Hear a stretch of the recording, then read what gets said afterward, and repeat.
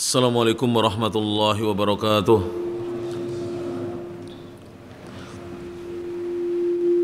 Innal hamdalillah nahmaduhu wa nasta'inuhu wa nastaghfiruh wa na'udzu billahi min shururi anfusina wa sayyiati a'malina. Man yahdihillahu fala mudhillalah wa man yudlil fala hadiyalah. Asyhadu an la ilaha illallah wahdahu la syarika lah wa asyhadu anna Muhammadan abduhu wa rasuluh. Ya ayyuhalladzina amanu taqullaha haqqa tuqatih wa la tamutunna illa wa antum muslimun. Ya ayyuhan nasu taqu rabbakumul ladzi khalaqakum min nafsin wahidah wa khalaqa minha zawjaha وبث منهما رجالا كثيرا ونساء واتقوا الله الذي تساءلون به والأرحام إن الله كان عليكم رقيبا يا أيها الذين آمنوا اتقوا الله وقولوا قولا سديدا يصلح لكم أعمالكم ويغفر لكم ذنوبكم ومن يطع الله ورسوله فقد فاز فوزا عظيما أما بعد فإن أصدق الحديث كتاب الله وخير الهدى هدى محمد صلى الله عليه وعلى آله وسلم وشر الأمور محدثاتها فإن كل محدثة بدعة وكل بدعة ضلالة وكل ضلالة في النار. Jamaah kajian Masjid Muhammadiyah Al-Asr Kota Jombang, rahimani Allah wa iyyakum. Alhamdulillah, kita bersyukur pada Allah Subhanahu wa taala. Segala puji hanya miliknya. Alladzi bi ni'matihi, yang dengan nikmat dan karunia dari Allah Subhanahu wa taala semata tatimmus shalihat, kebaikan-kebaikan menjadi sempurna. Kita lanjutkan kajian kitab Nubdatun, ringkasan fil aqidatil islamiyah, yang membahas tentang akidah Islam, keyakinan di dalam Islam, yang ditulis oleh Lifadilati Syekh Al-Allamah Muhammad ibn Shalih Al-Utsaimin, ditulis oleh yang mulia Syekh Muhammad bin Shalih Al-Utsaimin. Ghafarallahu lahu wa liwalidayhi wal muslimin. Semoga Allah mengampuni untuknya, mengampuni kedua orang tuanya dan mengampuni seluruh kaum muslimin. Amin amin ya rabbal alamin. Melanjutkan kajian kitab ini, dalam pertemuan yang lalu kita telah sampai halaman 43, masih dalam pembahasan al-imanu bir rusul, mengimani rasul-rasul, utusan-utusan Allah Subhanahu wa taala. Pembahasan yang berikutnya, baris keempat dari bawah, walil imani bir rusuli, dan beriman, percaya dengan adanya rasul-rasul yang pernah diutus Allah, itu memiliki thamaratun, buah-buah, jalilatun, yang agung, yang besar. Minha, di antara buahnya, apabila seorang muslim dan muslimah mengimani Allah pernah mengutus para utusan, adalah al-ula, buah yang pertama adalah al-ilmu bi rahmatillahi ta'ala. Kita mengetahui tentang rahmat kasih sayangnya Allah Ta'ala, wa inayatuhu bi ibadihi, dan perhatian Allah terhadap hamba-hambanya. Jadi dengan kita mengimani bahwa Allah pernah mengutus rasul-rasulnya, maka buahnya yang pertama adalah kita mengetahui Allah itu maha sayang kepada hambanya, merahmati hambanya, dan Allah memperhatikan hamba-hambanya. Haitsu arsala ilaihimur rusul, di mana Allah mengutus kepada mereka, kepada hamba-hambanya itu ar-rusula, para utusannya, liyahduhum ila siratillahi ta'ala, untuk menunjuki mereka jalan Allah yang maha tinggi. Jadi diutusnya para rasul adalah dalam rangka untuk menunjukkan kepada hamba-hamba Allah jalannya Allah Subhanahu wa taala. Wa yubayyinu lahum, dan menjelaskan kepada mereka hamba-hamba Allah kaifa ya'budun Allah, bagaimana seharusnya mereka menyembah Allah. Karena manusia tanpa adanya para rasul tidak tahu bagaimana tata cara beribadah dan menyembah Allah Subhanahu wa taala. Seandainya umat Islam ini atau umatnya Nabi Muhammad sallallahu alaihi wasallam ini tidak diutus Nabi kita Muhammad sallallahu alaihi wasallam kepada kita, maka kita tidak tahu bagaimana tata cara kaifiyah untuk menyembah Allah Subhanahu wa taala. Li'annal aqlal basyariyah, karena akalnya manusia la yastaqillu bima'rifat dzalika, tidak bisa dengan sendirinya memahami hal itu. Oleh karena itu kalau agama ini berdasarkan akal, akal tidak mampu untuk memahami agama ini. Tapi kalau agama berdasarkan wahyu yang Allah turunkan melalui rasul-rasulnya, maka kita pun bisa menjadi paham tentang agama ini. Ini adalah buah yang pertama. Seorang hamba mengetahui tentang rahmatnya Allah dan juga perhatian Allah kepada hamba-hambanya. Yang kedua buahnya, ats-tsaniyatu syukruhu ta'ala. Dengan kita beriman kepada para rasul, maka akan tumbuh syukur kepada Allah Ta'ala. Syukurnya hamba kepada Allah Ta'ala ala hadhihin ni'matil kubra, atas nikmat yang besar ini. Jadi nikmat diutusnya para rasul itu nikmat yang sangat besar. Tanpa nikmat ini manusia itu tidak memiliki pegangan yang jelas, terombang-ambing di kehidupan dunia ini. Maka dengan kita mengimani para rasul, tumbuh rasa syukur kita kepada Allah Subhanahu wa taala atas nikmat yang agung ini. Ats-tsalitsatu, yang ketiga, mahabbatur rusuli, cinta kepada mereka para utusan alaihimus salatu wassalam, semoga tercurah kepada mereka salawat dan salam, wa ta'zimuhum, dan juga pengagungan, pemuliaan terhadap mereka. Jadi buah yang ketiga, maka hamba-hamba Allah ini akan tumbuh cintanya kepada para rasul karena mereka beriman dengan para rasul, dan tumbuh pengagungan mereka.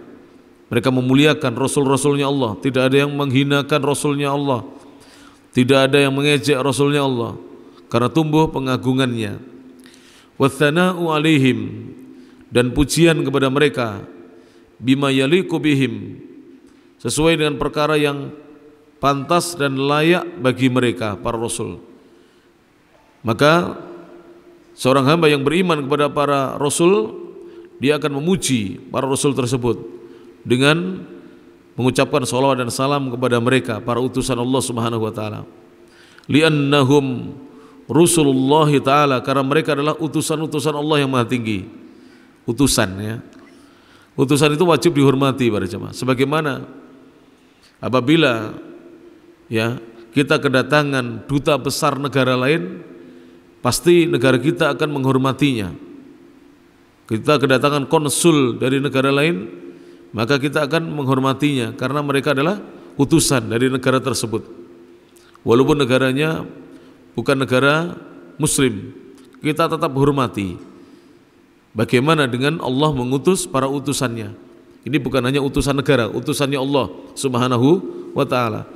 Maka lebih layak untuk dihormati dan dimuliakan. Wali'annahum, dan sungguhnya mereka qamu bi'ibadatihi, mereka telah melaksanakan peribadatan kepadanya, kepada Allah Subhanahu wa taala. Jadi alhamdulillah kita ada para rasul, sehingga kita ini punya contoh teladan manusia-manusia yang telah beribadah menyembah Allah. Kalau tidak ada para rasul, Ini tidak punya contoh kita. Siapa contohnya yang telah mencontohkan menyembah Allah Subhanahu wa taala? Dan jangan dikira ya, menyembah Allah itu perkara yang remeh, tidak.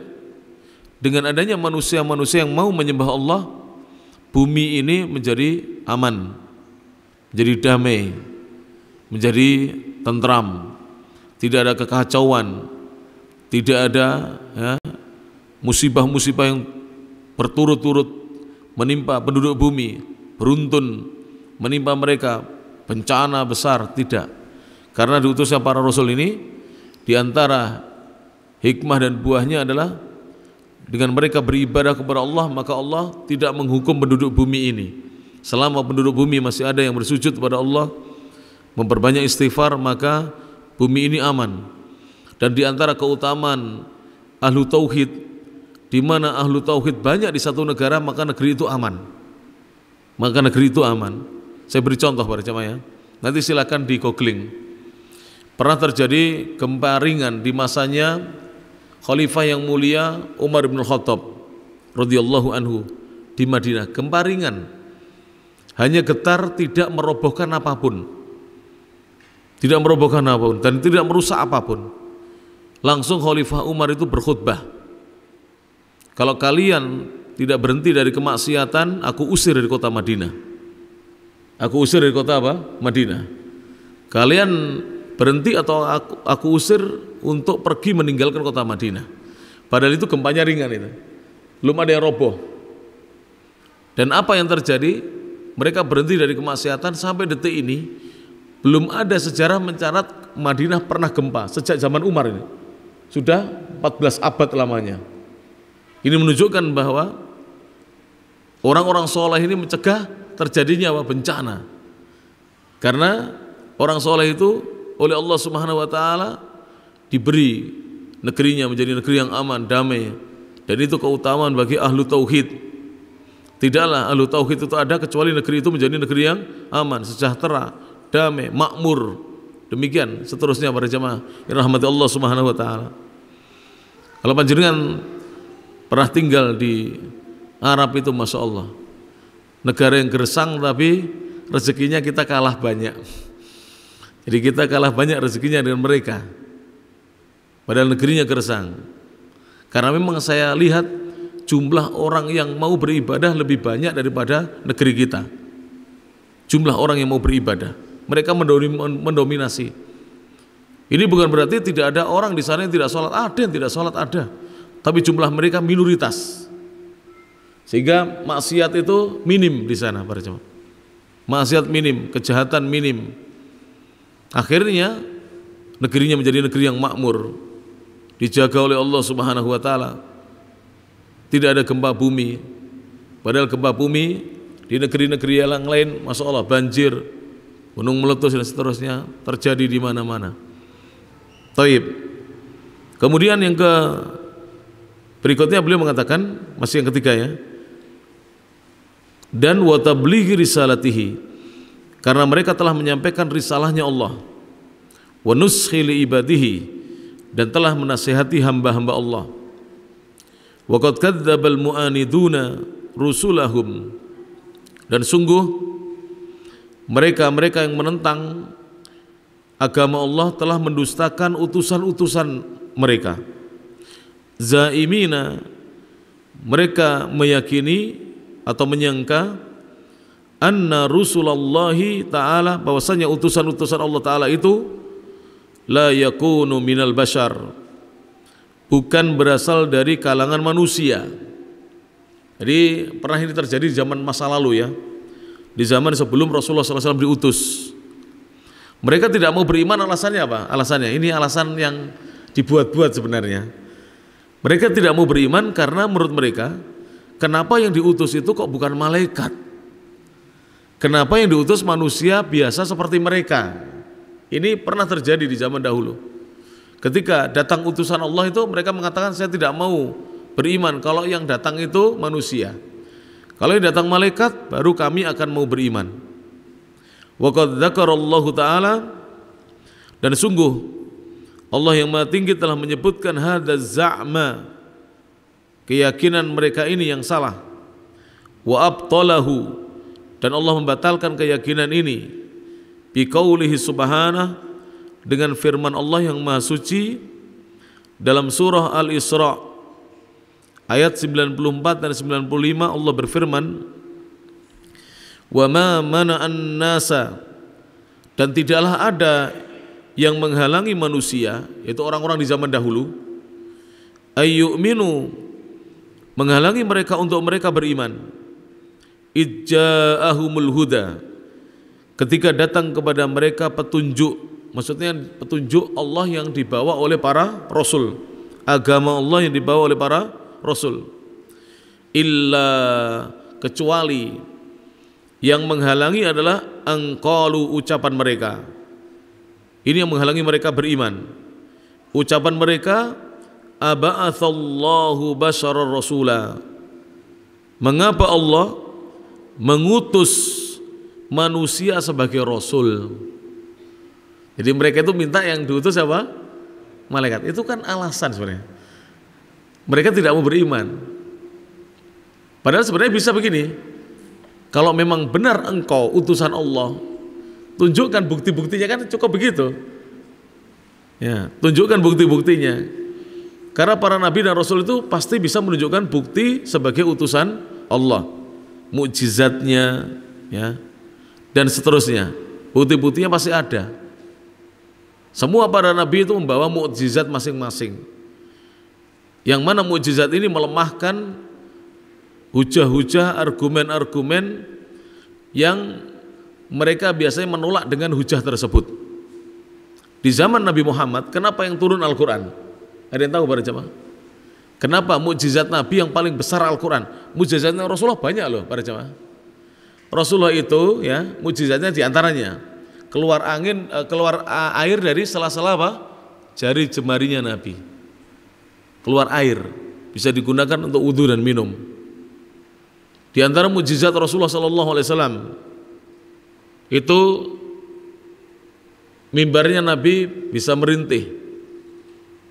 Di antara mukjizatnya Rasulullah SAW, makanan itu bisa berbicara.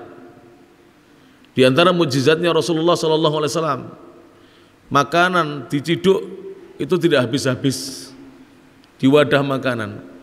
Di antara mukjizatnya Rasulullah SAW, susu satu wadah, satu bejana cukup diminum 70 sampai 80 orang sahabat. Bahkan ketika Abu Hurairah menyangka dia tidak kebagian, karena Abu Hurairah kan ditugasi untuk membagikan susu itu. Kata Rasulullah, berikan kepada si fulan, suruh minum sampai kenyang. Minum sampai kenyang, kata Rasulullah. Minum si fulan, sahabat, sampai kenyang. Sampai yang minum banyak, Abu Hurairah mulai apa? Kalau bahasa kita ketar-ketir, jangan-jangan saya nggak kebagian ini. Semua disuruh minum dengan apa? Kenyang. Akhirnya ketika menjelang akhir dia melirik, masih ada. Berarti saya masih kebagian. Maka disuruh yang terakhir sebelum Abu Hurairah oleh Rasulullah, minum sampai kenyang. Kenyang.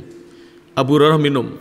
Sesudah itu, sesudah minum beliau mengatakan, ya Rasulullah, aku sudah kenyang. Minum lagi, zid, tambah lagi, minum lagi. Selesai Abu Hurairah minum dengan kenyang, masih ada sisa untuk Nabi SAW. Ini mukjizat di zaman Rasulullah. Tapi mukjizat terbesarnya bukan ini. Terbesarnya apa para jamaah? Al-Quranul Karim. Kenapa Al-Quran? Karena di zaman Nabi itu berkembang pesat syair. Jadi mereka itu berlomba-lomba apa? Membikin syair. Kalimat-kalimat yang indah yang mereka baca. Bahkan mereka membuat mu'allaqat, yang syair-syair itu yang menang digantungkan di kiswahnya Ka'bah, di Ka'bah sana, dibanggakan kepada seluruh bangsa yang pernah datang ke Al-Ka'bah Al-Musyarrafah untuk melakukan tawaf, supaya dibaca oleh seluruh bangsa Arab. Maka ketika datang Al-Quran, semua penyair mengakui Al-Quran itu bukan bikinan manusia. Tidak bisa manusia membuat seperti Al-Quran. Walaupun berupaya tidak akan sanggup membuat Al-Quran. Mereka hanya mampu membuat beberapa lembar saja. Tapi Al-Quran itu 30 juz, 114 surat, 6.600 236 ayat dihafalkan, bukan 6.666, itu perkiraan. Yang betul silakan dibaca kitab Ulumul Quran, ilmu-ilmu Al-Quran, jumlahnya 6.236. 6.236. Menghafalnya mudah. 6 depan, 6 belakang, tengahnya 2 3. 2 kali 3 6. Menghafalnya begitu. Adapun yang kita hafalkan dahulu 6.666 itu perkiraan guru-guru kita. Tidak tepat. Kalau ingin sendiri menghitung silahkan. Ambil mushaf, dihitung dengan kalkulator dari HP kita. Saya sudah menghitung 2 kali tepat apa yang ditulis oleh para ulama dalam kitab-kitab mereka. 6.236 ayat, jumlah ayatnya. Baik, kita lanjutkan. Maka Allah Subhanahu wa taala mengatakan, "Qul," katakan wahai Nabi Muhammad, "Lau kana fil ardi malaikatu yamshun." Seandainya di bumi ada malaikat-malaikat yang berjalan mutmainin dengan tenang. Kalau seandainya di bumi ada malaikat-malaikat yang hidup di bumi berjalan dengan tenang, lanazzalna alaihim minas sama'i malakar rasula. Sungguh atau niscaya kami Allah akan menurunkan kepada mereka dari langit malaikat sebagai seorang rasul utusan Allah Subhanahu wa taala. Namun karena tidak ada malaikat yang hidup di bumi, Allah tidak menurunkan rasulnya berupa malaikat, tapi rasulnya adalah manusia sebagaimana penduduk bumi. Taib. Fa'abtalallahu ta'ala, maka Allah ta'ala membatalkan hadza za'ma, persangkaan ini atau keyakinan ini, bi annahu la budda, bahwasanya tidak boleh tidak, an yakuna ar-rasulu basharan, rasul yang diutus adalah manusia, li'annahu mursalun, karena rasul itu diutus ila ahlil ardi, untuk menemui penduduk bumi, wahum basyarun, dan penduduk bumi adalah manusia. Jadi Allah memberikan alasannya, kenapa yang diutus bukan malaikat? Karena penduduk bumi itu manusia. Maka yang diutus juga harus dari kalangan apa? Manusia. Sekarang kalau malaikat, Pak, kita nggak punya contoh loh, bagaimana cara menikah? Malaikat tidak menikah, ya? Gimana kira-kira? Ayo. Malaikat tidak menikah, tidak ada wanitanya. Bagaimana kira-kira? Ya. Tidak bisa ada contohnya kita. Malaikat tidak makan, tidak minum. Bagaimana kira-kira? Tidak punya contoh. Makanya yang diutus adalah manusia. Tapi ya itu tadi dikatakan oleh para ulama, mereka itu dasarnya memang mau menolak Rasulnya Allah. Dasarnya memang tidak mau menerima agama Islam. Maka mereka menolaknya dengan ucapan mereka, kenapa yang diutus adalah manusia biasa seperti kami, bukan malaikat. Pada asalnya mereka memang tidak mau menerima dan mengimani Rasul-Rasulnya Allah Subhanahu wa taala. Kemudian beliau mengatakan, kata beliau, walau kana ahlul ardi, seandainya atau andaikan penduduk bumi itu malaikatan, mereka adalah malaikat-malaikat, lanazzalallahu alaihim, niscaya Allah akan turunkan kepada mereka minas samai, dari langit, malakan rasula, malaikat sebagai utusan. Kalau seandainya penduduk bumi yang tinggal di bumi ini malaikat-malaikat, pasti yang diutus adalah sesama mereka. Liyakuna mithlahum, supaya utusannya semisal mereka. Wahakada, dan demikianlah hakallahu ta'ala, Allah menghikayatkan, Allah menceritakan, ta'ala yang maha tinggi, anil mukadzibina lirrusuli, tentang orang-orang yang mendustakan para utusan. Annahum qalu, sesungguhnya mereka berkata dalam Al-Quran, dalam surah Ibrahim ayat 10 dan 11, Allah mengatakan, in antum illa basyarum mithluna, tidaklah kalian kecuali kalian ini hanya manusia biasa seperti kami. Turiduna, kalian menginginkan, antasudduna amma kana ya'budu abauna, untuk kalian menghalangi kami, amma kana ya'budu abauna, dari apa-apa yang dahulu bapak-bapak kami telah menyembahnya. Dengarkan ini ucapan umatnya para rasul. Ini bagus loh ini. Supaya kita tahu, supaya kita tidak menolak para rasul seperti halnya mereka, umat-umat terdahulu. In antum. Ini mereka mengatakan kepada para rasul yang diutus, tidaklah kalian ini wahai para rasul illa basyarum mithluna, kecuali kalian adalah sebatas manusia seperti kami. Kalian itu manusia biasa, bukan malaikat. Turiduna, kalian menginginkan antasudduna, untuk kalian menghalang-halangi kami.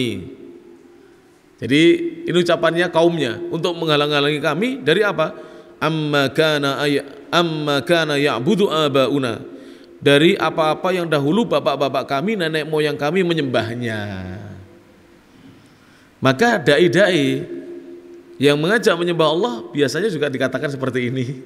Kalian itu menghalangi adat istiadat kami yang kami terima turun-temurun dari nenek moyang kami.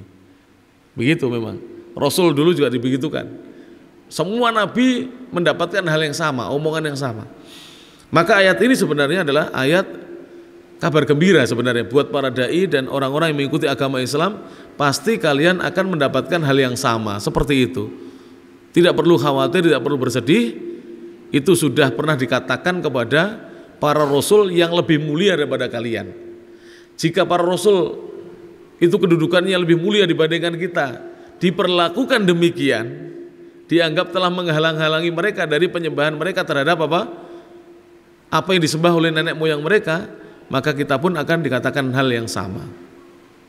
Jadi intinya adalah masyarakat atau umat itu tidak mau meninggalkan penyembahan kepada selain Allah yang dulunya disembah oleh nenek moyang mereka. Itu intinya di situ. Jadi disuruh menyembah Allah tidak mau. Padahal jelas lah ya. Selain Allah itu makhluk bukan para jemaah? Selain Allah bagaimana ibu-ibu? Makhluk bukan selain Allah? Makhluk. Malaikat itu makhluk bukan? Makhluk. Para nabi makhluk. Orang-orang soleh makhluk. Para walinya Allah makhluk. Jin makhluk. Setan makhluk. Langit makhluk. Bumi makhluk. Semuanya makhluk. Kalau semuanya makhluk, hanya Allah yang maha mencipta yaitu Al-Khaliq, maka yang berhak disembah adalah Al-Khaliq, bukan Al-Makhluk. Yang berhak disembah adalah Allah yang maha mencipta dan bukan yang dicipta, bukan makhluk yang diciptakan oleh Allah Subhanahu wa ta'ala. Maka Allah berfirman, fa'tuna bisultani mubin. Mereka mengatakan kepada para rasul, datangkan kepada kami keterangan yang nyata, yang jelas. Qalat lahum rusuluhum, maka berkatalah kepada mereka utusan-utusan mereka, para rasul, innahnu, tidaklah kami ini illa basyarum mithlukum, kecuali kami hanyalah manusia biasa seperti kalian wahai kaum. Walakinnallaha, akan tetapi Allah, yamunnu ala man yasha, Allah memberikan karunia kepada siapa saja yang Allah kehendaki. Apa maksudnya diberi karunia? Yaitu dijadikan sebagai rasulnya Allah. Itu karunia yang diberikan kepada siapa saja yang Allah kehendaki, min ibadihi, di arah hamba-hambanya. Jadi wallahu alam, kalau Yahudi itu nampak ketika Rasulullah diutus sebagai rasul, mereka itu permusuhannya luar biasa. Kenapa para jemaah?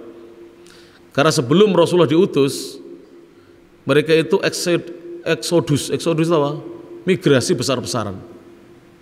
Semua pindah ke kota Madinah, ke Yathrib dulu namanya, orang-orang Yahudi. Makanya ketika Rasulullah datang di Madinah, orang Yahudi masih banyak di sana. Sampai nanti mereka itu mengingkari perjanjian, bahkan mereka itu merusak perjanjian. Akhirnya Allah memerintahkan untuk mengeluarkan mereka dari kota Madinah. Sampai sekarang tidak ada Yahudi di Madinah. Yahudi larinya ke negeri Yaman dan negeri-negeri yang lain, ke Palestina dan seterusnya. Dulu tinggal di Madinah mereka, dulu. Sebelum Rasulullah tinggal di Madinah, mereka sudah tinggal lebih dahulu di Madinah. Kenapa mereka eksodus ke Madinah, migrasi besar-besaran? Karena mereka sudah membaca kitab mereka. Di kitab mereka disebutkan bahwa nanti Nabi terakhir itu akan diutus munculnya di daerah yang banyak pohon kurmanya. Nah, mereka berarti yakin ya dengan Taurat itu. Akhirnya mereka ingin dari keturunan Yahudi, Bani Israel itu yang menjadi Rasul terakhir. Karena tahu Madinah nanti tempatnya munculnya Rasul terakhir. Maka mereka pergi ke sana berharap Rasulnya dari kalangan Bani Israel. Ternyata Rasulnya justru datang dari Makkah yang hijrah ke Madinah. Keturunan Arab, keturunan Quraisy, suku tertinggi nasabnya di dunia. Bukan hanya di negeri-negeri Islam. Quraisy itu suku tertinggi nasabnya di dunia. Nasabnya terbaik di dunia, dijaga oleh Allah Subhanahu wa taala. Akhirnya mereka marah. Mereka benci sekali dengan Rasulullah sallallahu alaihi wasallam. Ternyata orang Arab keturunan Ismail putranya Ibrahim, bukan keturunannya Ishak putranya Ibrahim. Marah besar mereka dengan Rasulullah sallallahu alaihi wasallam. Kebenciannya luar biasa. Yang pertama sebelum Rasulullah dibenci siapa? Isa. Sampai mereka itu mengata-ngatai Isa itu anak jadah. Tahu anak jadah? Anak zina. Naudzubillah min dzalik. Ibunya dikatakan berzina dengan tukang kayu oleh Yahudi. Orang Islam bagaimana? Orang Nasrani mengangkat Isa sampai kedudukan Tuhan. Orang Yahudi merendahkan Isa serendah-rendahnya sampai menjadi anak zina. Tapi orang Islam menempatkan Isa pada kedudukannya sebagai hamba dan Rasulnya Allah Subhanahu wa taala. Bukan Tuhan, bukan anak Tuhan, bukan anak zina, tapi Nabi Isa adalah Abdullah wa Rasuluh, hambanya Allah dan Rasulnya Allah Subhanahu wa taala. Makanya enak kita beragama dengan agama Islam, agama pertengahan. Islam adalah ad-dinu al-wasati, agama pertengahan. Dan Islam disebutkan adalah agama yang mengajarkan sikap insaf. Insaf itu apa? Bersikap adil, pertengahan, menilai orang itu dengan sikap adil, bukan antara suka dan tidak suka. Islam tidak demikian, like and dislike, bukan. Tapi Islam menilai dengan apa? Sikap adil. Makanya di dalam Islam ya, tidak semua orang kafir boleh dibunuh di dalam Islam. Bahkan Rasulullah tegas dalam hadis yang sahih mengatakan, man qatala mu'ahadan lam yarih raihatal jannah. Siapa yang membunuh orang kafir yang terikat perjanjian damai dengan seorang muslim, maka orang itu tidak mencium baunya surga. Maka dalam Islam tidak boleh memberontak, tidak boleh membunuh, walaupun yang mau dibunuh orang di luar Islam, tidak boleh sembarangan. Orang di luar Islam yang boleh diperangi itu hanyalah kafir yang harbi namanya. Dan ini kalau disampaikan pada jemaah, di beberapa tempat itu takut ya. Beberapa masjid takut kalau dibahas tentang jihad. Keliru, harusnya jihad dibahas. Terjadinya pemberontakan di sana sini, terjadinya tindakan teror, pengeboman itu karena tidak dibahas jihad yang syar'i. Jihad yang syar'i, jihad yang sesuai dengan petunjuk Nabi SAW. Jihad yang syar'i itu bukan tindakan jahat, tapi jihad untuk mempertahankan Islam, untuk menegakkan dan meninggikan kalimat Allah Subhanahu wa taala, li'ila'i kalimatillah Subhanahu wa taala. Maka tidak semua orang kafir dalam Islam itu boleh dibunuh. Orang kafir yang harbi sekalipun, yang memusuhi Islam, yang memerangi Islam, yang membunuhi kaum muslimin, itu apabila diperangi kemudian mereka menyerah tidak boleh dibunuh, harus dijadikan tawanan perang. Itu hukum-hukum dalam Islam. Makanya kalau kaum muslimin faham ini, kaum muslimin tidak akan melakukan tindakan brutal, tindakan yang tidak ada dasarnya. Yang inginnya jihad malah dia berbuat jahat, yang inginnya mati syahid malah mati sangit. Naudzubillah min dzalik, bukan mati syahid lagi. Lah gimana? Bunuh diri itu gak mati sangit, tubuhnya mencelat kemana-mana, kena bom, terbakar, mati sangit, bukan mati syahid. Mati syahid itu tidak ada bunuh diri, tidak ada. Tidak ada dalilnya hadis-hadis yang sahih membolehkan seorang bunuh diri. Bahkan ada ancaman orang yang bunuh diri itu diancam di neraka. Letaknya di neraka orang yang membunuh dirinya sendiri oleh Rasulullah SAW. Taib. Jadi para Rasul menjawab ucapan mereka dengan mengatakan, walakinallaha yamunnu ala man yasha, akan tapi Allah memberikan karunia kepada siapa saja yang Dia kehendaki min ibadihi di antara hamba-hambanya. Wa ma kana lana an na'tiyakum bisultan, dan tidaklah pantas bagi kami untuk kami datangkan kepada kalian keterangan illa kecuali biiznillah dengan izinnya Allah Subhanahu wa taala. Kami datangkan bukti dan keterangan kecuali dengan izinnya Allah Subhanahu wa taala. Jadi para nabi dulu itu kalau belum diizinkan belum boleh mengeluarkan mukjizatnya, sultannya, buktinya belum boleh. Baru boleh apabila sudah diizinkan. Makanya dulu Nabi Muhammad awal kali disuruh dakwah bagaimana Pak? Dakwah Syria, sembunyi-sembunyi dulu. Karena belum boleh untuk terang-terangan. Nabi Musa juga begitu. Baru setelah diizinkan baru mereka mengeluarkan mukjizat-mukjizatnya, menunjukkan pada kaumnya. Kapan mukjizatnya Nabi Musa itu baru muncul? Kapan para jamaah? Saat sudah Fir'aun sudah berlebihan, membabi buta ya. Baru muncul. Tongkatnya dilempar menjadi apa? Ular yang besar. Menelan seluruh ular-ular tipuannya para tukang sihir yang mereka melemparkan tongkat-tongkat dan tali-tali mereka menjadi ular. Tapi tukang sihirnya ketakutan melihat ularnya Nabi Musa. Kenapa? Karena sebenarnya ular mereka itu adalah tali yang disihir sehingga dilihat oleh manusia seakan-akan apa? Ular. Dan tali-tali itu ditelan oleh ularnya Nabi Musa. Ular betulan Nabi Musa ini. Bukan ular jadi-jadian, ular betulan. Jadi tongkatnya Nabi Musa betul-betul menjadi ular. Dan menelan tali-tali dan tongkat-tongkatnya tukang sihir. Makanya tukang sihir semuanya sujud. Mereka tahu ini bukan sihir, ini bukan perbuatan manusia. Tahu kalau itu bukan sihir para jemaah. Rahmat Allah Subhanahu wa taala. Mereka bersujud. Tapi ya itulah Fir'aun, tidak mau beriman.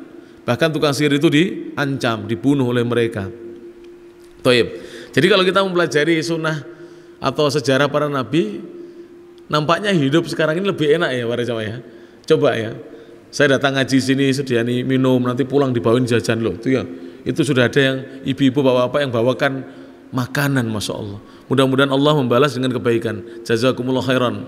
Ya, masya Allah itu. Padahal takmir masjid tidak minta, tahu-tahu makanan datang ke sini, masya Allah. Kalau zaman Nabi, orang kayak daran panjenengan dibandemi. Jadi ngaji dibandemi zaman dulu ya. Dimusuhi. Rasulullah SAW sampai berdarah-darah. Mungkin kalau dai-dai zaman sekarang diterjunkan di medan dakwah seperti itu, banyak yang pensiun dini Pak. Wes ora usah tadi dai nyambut gaya yang pasar untuk duit nggih. Gitu kalau dai sekarang lebih bener lah ini. Seandainya dimusuhi seperti itu, banyak yang berhenti jadi dai Pak. Lebih baik bekerja dapat uang. Tapi itulah ya. Maka kita perlu meneladani para nabi dan para rasulnya Allah Subhanahu wa taala. Alhamdulillah kita selesai dari pembahasan iman kepada para nabi dan para rasul. Kita masuk pada pembahasan yang baru para jamaah, Bapak dan Ibu, kaum muslimin dan muslimat, adalah al-imanu bil yaumil akhiri. Iman dengan hari akhir. Ini rukun iman yang keberapa ini? Yang kelima. Nanti iman yang terakhir, iman dengan takdir. Al-imanu bil qadari.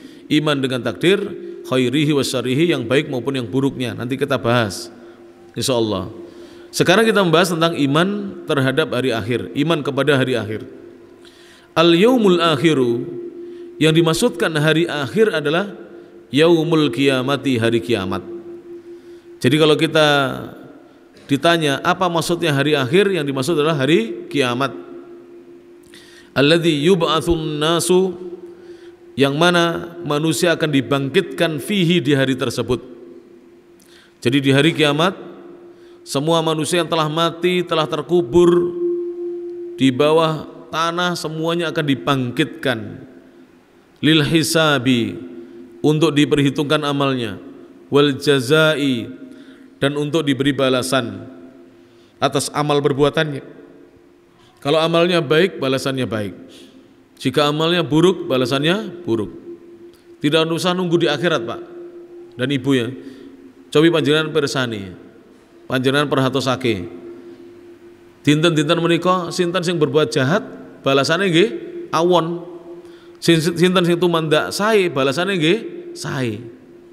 Itu sudah ada nih di dunia ini. Kita lihat bersama di berita-berita, tidak asing lagi bagi kita.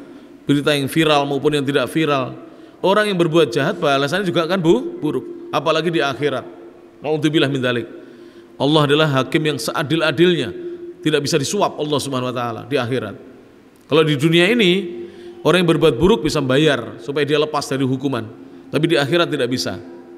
Allah adalah hakim yang seadil-adilnya hakim. Alaihissallahu bi ahsanil hakimin. Bukankah Allah hakim yang sebaik-baiknya hakim yang akan memberikan keputusan? Jadi hari kiamat itu adalah hari di mana manusia dibangkitkan untuk dihisab, diperhitungkan amalnya dan diberi balasan. Wa summiya bidzalika, kenapa disebut dengan hari akhir? Li'annahu, karena sungguhnya la yauma, tidak ada hari lagi ba'dahu, sesudahnya. Sudah, kalau sudah hari akhir selesai sudah masalah itu. Tidak ada hari apapun sesudahnya.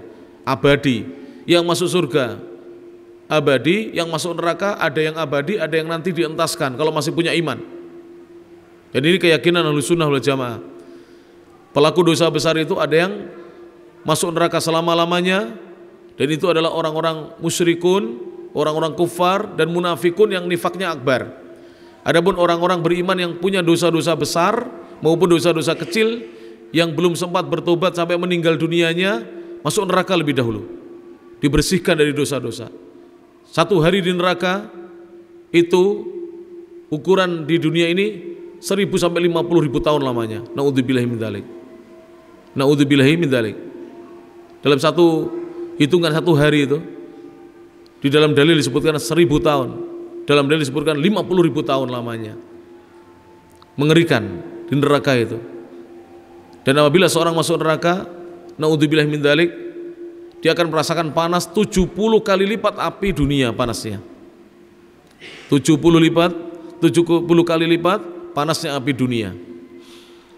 Haitsu, di mana yastakirru ahlul jannati, penduduk surga telah berada fi manazilihim, di tempat-tempat tinggal mereka, telah menetap di tempat-tempat tinggal mereka. Wa ahlun nari, dan penduduk neraka juga telah menetap berada fi manazilihim, di tempat-tempat tinggal mereka. Jadi disebut dengan hari akhir karena tidak ada hari sesudah itu yang mana ahlul jannah sudah berada di tempat-tempat tinggal mereka di surga, dan ahlun nar juga sudah berada di tempat-tempat tinggal mereka itu di neraka yang panasnya apinya itu 70 kali lipat panasnya api dunia. Taib. Bahkan disebutkan dalam hadis yang sahih, orang beriman yang menjadi ahlun nar, ahlun neraka, itu ketika dientaskan itu seperti arang yang gosong. Maka oleh Allah Ta'ala dientaskan, dimasukkan ke Nahrul Haya, sungai kehidupan.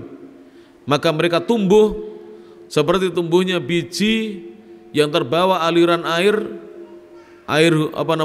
banjir di pinggiran sungai. Tumbuh seperti tumbuhnya biji.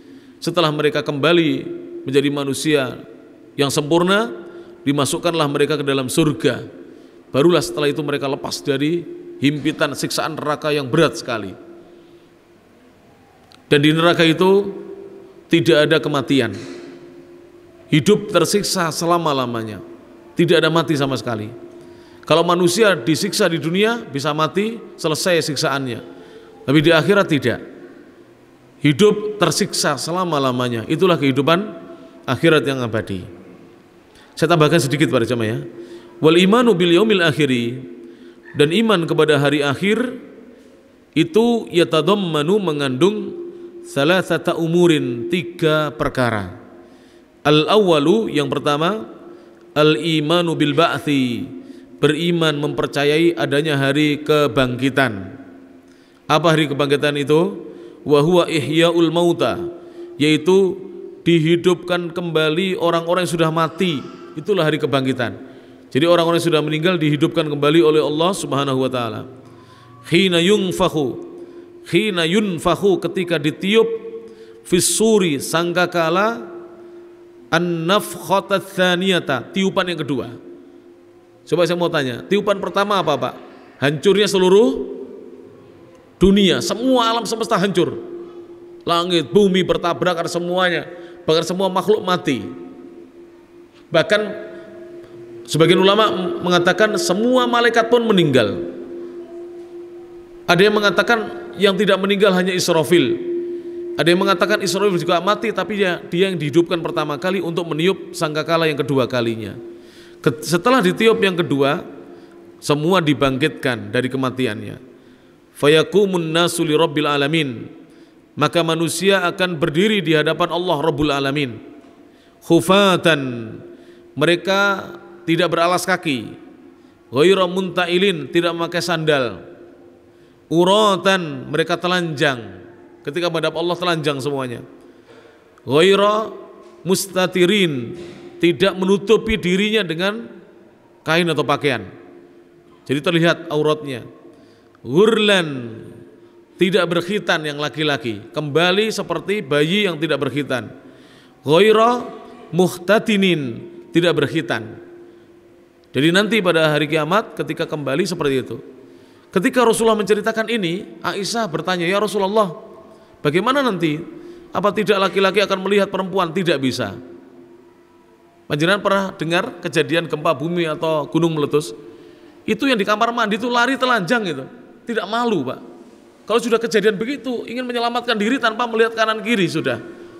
Karena kejadiannya lebih dahsyat daripada sekedar melihat aurat orang lain. Tidak sempat. Itu terjadi, saya pernah baca berita itu. Ketika gempa Palu itu, tsunami itu, ada orang di dalam kamar mandi itu tidak sempat nyaut anduk maupun pakaiannya, keluar telanjang menyelamatkan diri. Dan tidak ada orang melihat, Pak. Semuanya ingin menyelamatkan dirinya masing-masing. Dan di akhirat lebih daripada itu, semua takut kepada Allah Subhanahu wa taala. Allah berfirman sebagai penutup ya para jamaah. Qala Allah Ta'ala berfirman dalam surah Al-Anbiya ayat 104, kama bada'na awwala khalqin nu'idu, kama sebagaimana bada'na kami telah mulai awwala khalqin, awal kali penciptaan, nu'iduhu, demikianlah kami akan kembalikan lagi. Allah dulu yang sudah menciptakan pertama kali, nanti Allah akan mengembalikan, menghidupkan kembali. Wa'dan alaina, itulah janji yang pasti atas kami. Inna kunna fa'ilin, sesungguhnya kami benar-benar akan melakukannya.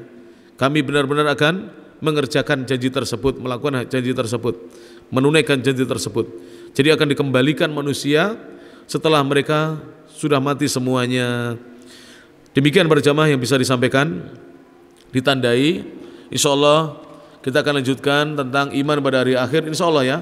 Kalau kita mengkaji rukun iman ini, setidaknya nanti pulang dari masjid itu semakin baik amal ibadah kita, semakin banyak ibadah kita. Yang dulunya kita tidak biasa sholat tahajud, nanti malam berniat untuk sholat tahajud. Yang kita dulunya malas mendatangi pengajian, menjadi semangat mendatangi pengajian. Karena kita takut kalau sewaktu-waktu Allah memanggil kita meninggal, kita belum memiliki bekal yang cukup untuk menghadap Allah Subhanahu wa taala. Bapak-bapak yang dulunya malas berjamaah menjadi rajin berjamaah insyaallah taala dengan mengkaji tentang rukun-rukun iman. Mekaten ingkang saged dipun aturake, mugi-mugi nambahi ilmu ingkang manfaat dumateng kula lan panjenengan lan Bapak Ibu ingkang kersa hadir. Kula matur nuwun dumateng takmir Masjid Muhammadiyah Al-Asr Kota Jombang ingkang sampun paring panggenan wekdal kangge kula lan panjenengan sami-sami ngaos kitab Nukhbatun fil Aqidatil Islamiyah. Lan ugi kula matur nuwun dumateng para bapak lan ibu ingkang sampun kersa karoyo-royo rawuh wonten ing masjid menika, mugi-mugi karawan kula lan panjenengan menika dipun catet, dipun serat kalian malaikat-malaikatanipun Allah, kalian malaikat-malaikatipun Allah dados amal soleh ingkang mangke nalika kula panjenengan sowan dumateng ngarsanipun Allah, amal soleh menika ingkang dados nyelametaken kula panjenengan saking siksanipun Allah Subhanahu wa taala. Amin amin ya rabbal alamin. Mekaten kirang langkungipun kula ngapunten, subhanakallahumma bihamdik, asyhadu an la ilaha illa anta, astaghfiruka wa atubu ilaik. Wa akhiru da'wana anil hamdulillahi rabbil alamin. Tsumma assalamu alaikum warahmatullahi wabarakatuh.